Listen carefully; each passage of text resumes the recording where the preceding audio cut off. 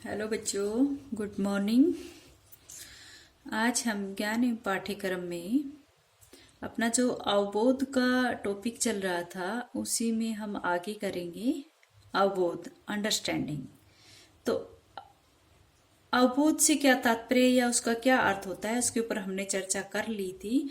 आज का अपना टॉपिक है अवबोध की विशेषताएं। अवबोध की कौन कौन सी विशेषताएं आप सभी जानते हो।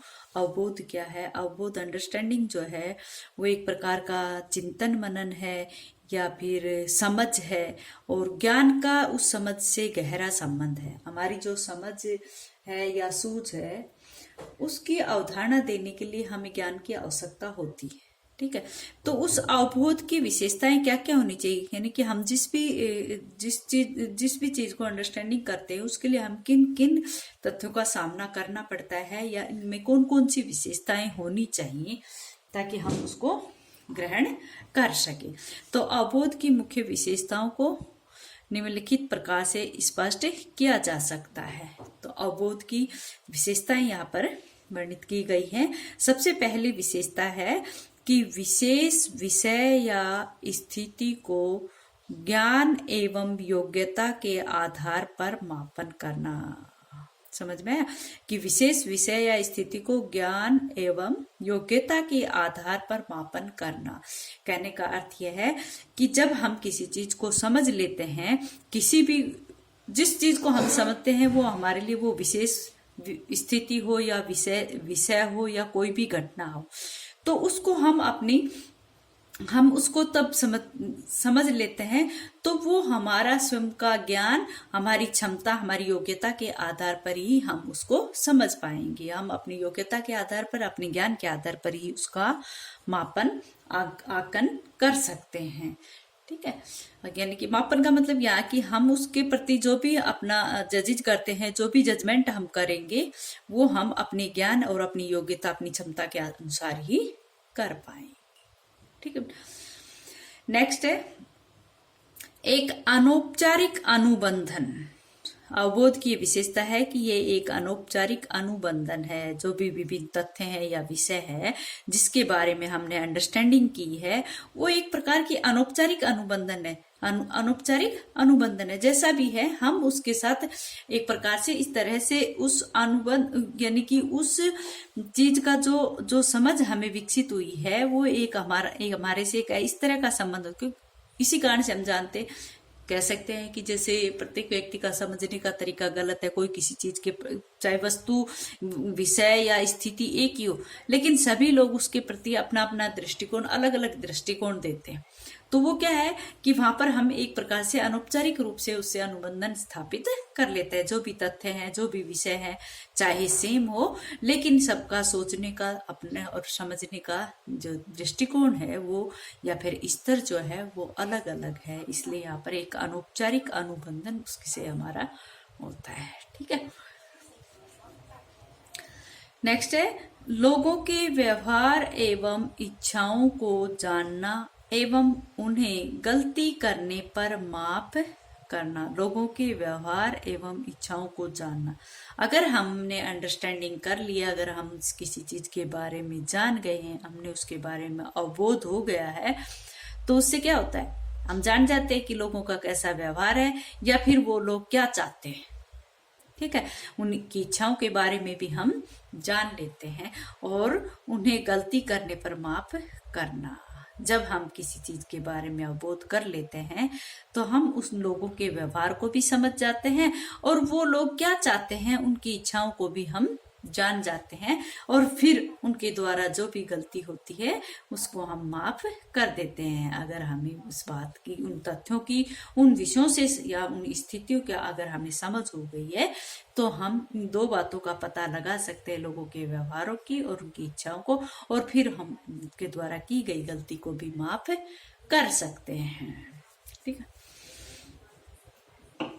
जैसे नेक्स्ट है तथ्यात्मक ज्ञान को अवधारणात्मक समझ में परिवर्तित करना। तथ्यात्मक ज्ञान को अवधारणात्मक समझ में परिवर्तित करना। जो भी तथ्यात्मक, यानी कि जो भी तथ्यात्मक जानकारी प्राप्त होती है हमें, उन सबको उन सब के साथ साथ जो हमारी जो समझ है उसके कारण हम प्रत्येक वस्तु में, प्रत्येक विषय में सृजनशीलता का निर्माण करते हैं और हम अपने ज्ञान के जो विभिन्न तत्व है या पक्षों का साथ लेते हैं और हम उसको अवधारणा में परिवर्तित कर देते हैं। जैसे कल मैंने आपको बताया था कि जैसे 2 साल का बच्चा जो होता है वो क्या करता है, वो किसी भी व्यक्ति को नाना और दादा कहने लग जाता है, लेकिन तब तक वो ज्ञान का स्पष्टीकरण जब उसके सामने नहीं आता तब तक वो ऐसा कहता है। जब उसको पता चल जाता है कि ये मेरा दादा क्यों लगता है और ये मेरा नाना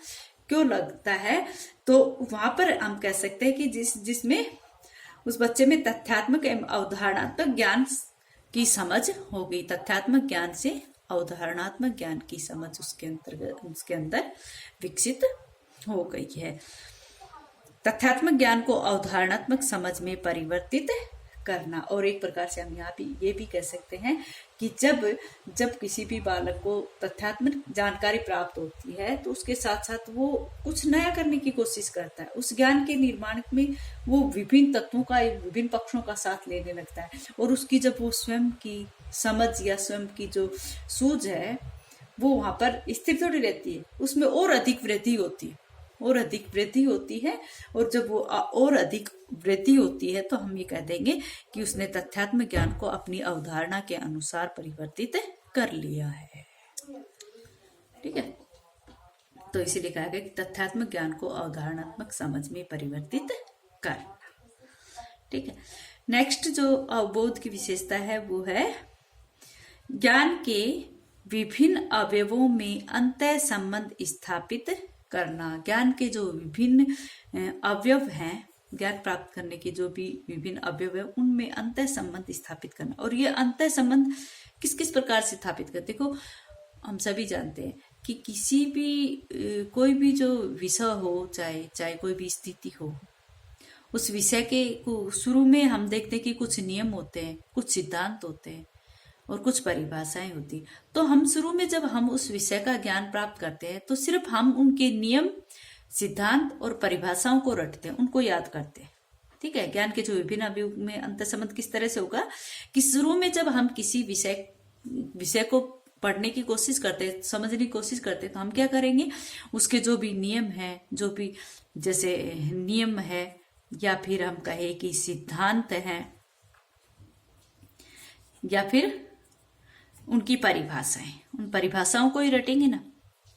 जो भी नियम है उसको रटेंगे, जो सिद्धांत है उनको देखेंगे और परिभाषाओं को रटेंगे। फिर बाद में हम क्या करेंगे, बाद में हम उसको समझने लगेंगे तो हम क्या करेंगे, उनका अर्थ भी स्पष्ट करने लगेंगे, उनकी अवधारणाओं को भी स्पष्ट करने लगेंगे। क्या क्या करने लगेंगे, अवधारणाओं को स्पष्ट करने लगेंगे, अवधारणाओं को और अर्थ स्पष्ट करने लगेंगे, अर्थ स्पष्ट करने लगेंगे या फिर उसके जो नियम होते हैं, नियमों को स्पष्टीकरण करने लगेंगे। कहने का अर्थ यह है कि शुरू में हमने किसी विषय के जो नियम, सिद्धांत और परिभाषाओं को रटा और बाद में जब हमें अवबोध होने लगा तो हमारे अंदर समझ विकसित होने लगी, तो हमने उनके अर्थ को भी स्पष्ट कर दिया, उनकी अवधारणाओं को भी स्पष्ट कर दिया और उनके नियमों का भी स्पष्टीकरण कर दिया। जब ये क्षमताएं कौन कौन सी, अवधारणा की, अर्थ स्पष्ट की या फिर कहे कि नियमों का स्पष्टीकरण, ये जब समझ हमारे अंदर विकसित हो जाती है, तो विकसित होने लगती, तो वो समझ हमारी अवबोध स्तर का अध्ययन करवाती है। ठीक है, और इन सब का ये होता है कि विद्यार्थी जो है, जो भी अवधारणाएं होती हैं, उन अवधारणाओं को समझने लगता है और उनका अर्थ निर्वचन, जो कल मैंने बताया था कि अर्थ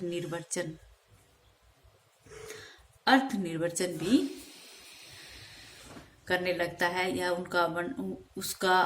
उस विषय का वर्णन करने की जो क्षमता है वो बालक में विकसित हो जाती है। इतना कुछ होने के बाद क्या होता है कि बालक उन सब कार्यों को अपनी क्रियाओं में लेने लगता है, अपनी जो भी क्रियाएं वो करता है उन सभी क्रियाओं में उन सब बातों को लेने लग जाता है। जैसे कि किसी भी चीज का चयन करना, स्पष्टीकरण करना, उसकी किसी का प्रतिनिधित्व करना, वर्णन करना, व्याख्या करना, वर्गीकरण करना, ये सारी बातें उस विद्यार्थी के अंदर आ जाती हैं। तो यहाँ पर ज्ञान के विभिन्न अवयवों में अंतर संबंध स्थापित हो जाता है। ठीक है, आगे इसमें दे रखा है कि उपयुक्त तथ्यों से